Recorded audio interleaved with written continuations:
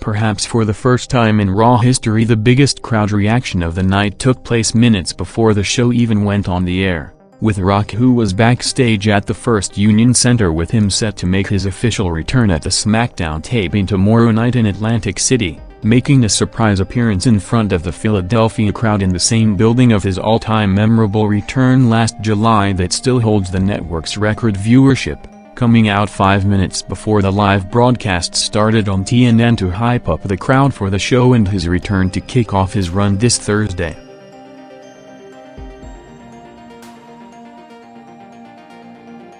Four days after the 4th of July SmackDown that ended up with a double pinfall submission finish for the Taker vs. Angle title match, Vince McMahon opened Raw to announce the new Vengeance main event with a Rock-Taker Angle three-way for the title, set to start the build on Thursday for the hyped SmackDown, expected to rebound strong from its lowest viewership in history after taking the expected massive hit coming on Independence Day and the usually toughest TV night of the year, and with the drop last Thursday reasonably explained internally due to the unique circumstances of the holiday night. It ended up putting more spotlight from the mainstream media on the WWE's numbers decline, with several high-profile publications like Variety and the New York Times taking notice of the company's viewership drop from the unprecedented record cable numbers of the past several years during the peak of the boom period, noting the multi-percentages drops for Raw and SmackDown while listing some of the reasoning for the decline on the departures of Rock and Austin from the full-time roster, as well as the company's name change and overall burnout from the highs of the peak with the cyclical nature of the business,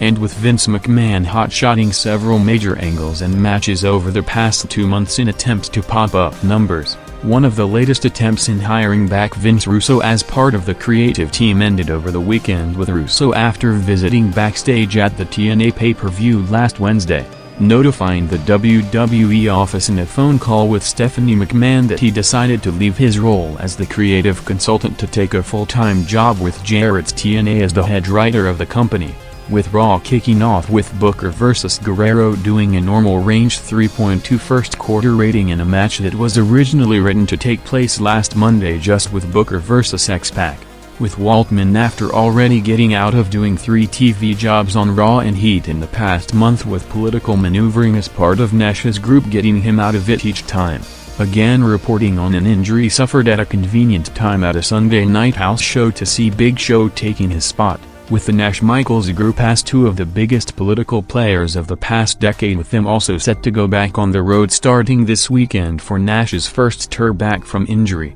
gaining more influence by the week on the Raw side, with Triple H set to join them in the near future in another Kliq takeover attempt of the company, with most of the top names and usual locker room leaders either not working a full-time road schedule or part of the SmackDown brand, with Raw picking up over 600,000 viewers between 9:30 to 4:45 p.m. with Chris Benoit vs. Bubba Dudley going 4 minutes, peaking the first hour with a 3.7 rating and over 5.3 million viewers, ending up with another Booker and Goldust interference in a brawl with Eddie and Benoit to see the unusual formatting of Raw on the night, featuring almost exclusively the same 6 performers throughout the first 45 minutes of the show in the build to the main event.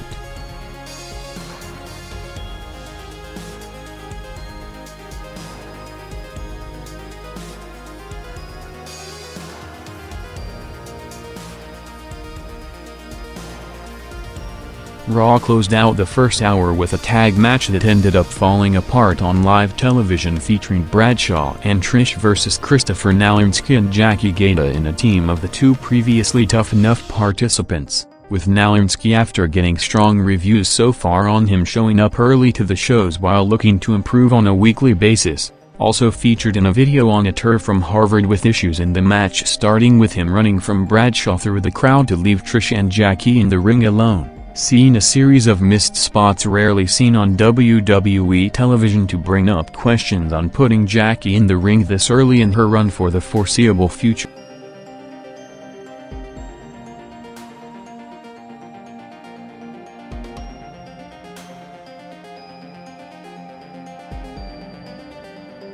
With the majority of the first hour being dominated by the 6 performers in the opening 2 matches, The nWo came out minutes from 10 p.m. to take the crossover segment with a promo following up on the Triple H situation after hinting at him joining the group last Monday, seeing Michaels which outside of a mention in a segment to establish the early stages of the Attitude Era in October '97, bringing up the legit history of the Kliq for the first time as the force behind the scenes in the mid-90s, detailing the group's influence in the company, saying that the Kliq was there even before there was an nWo with both are for life, while asking for a clear answer from Hunter with a 2-week ultimatum to build the official announcement for the Vengeance pay-per-view, followed by Nash after being out with the torn bicep injury suffered in the draft show in March, announcing that he's medically cleared to set his in-ring return for tonight in a 10-man tag match, with Nash legitimately getting the word on him being booked to wrestle on Raw on less than 24 hours notice, to lead to him calling Glenn Gilberty to send him his wrestling gear on a flight from home along with his knee braces, with Disco accidentally getting the right knee brace instead of the left, which potentially ended up playing a role in the injury in the next hour,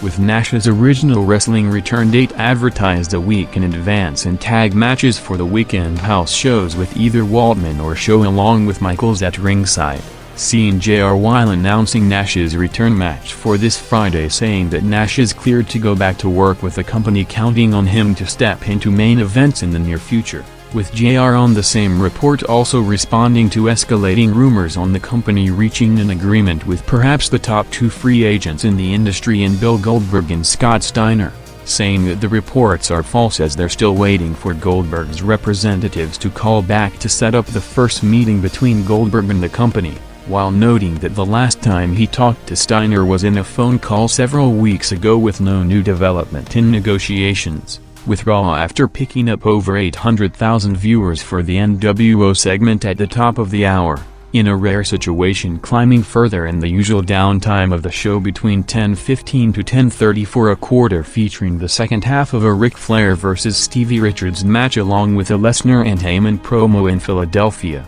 bringing up the ECW connection with Dreamer and Van Dam interfering to lay out Heyman in a segment, doing the highest rated and only full quarter of the night to enter the 4 rating range, driving the second hour to an over 500,000 viewers increase from hour to average over 5.4 million viewers between 10 to 11 p.m. Also featuring a title change, with the company looking to capitalize on the potential Jeff Hardy momentum coming off his memorable performance in the Taker ladder match last Monday, going over Regal to win the European title, while in a good sign for Hardy's singles push, also maintaining almost the full audience with another 3.9 rating, and less than 2 hours after his surprise appearance in front of the Philly crowd with career highlights shown throughout the night. Raw's final quarter opened with the last advertisement on WWE television for Rock's heavily hyped TV return in 3 days, targeting a massive audience spike for the show to also kick off the build to the Vengeance pay-per-view 3-way headliner.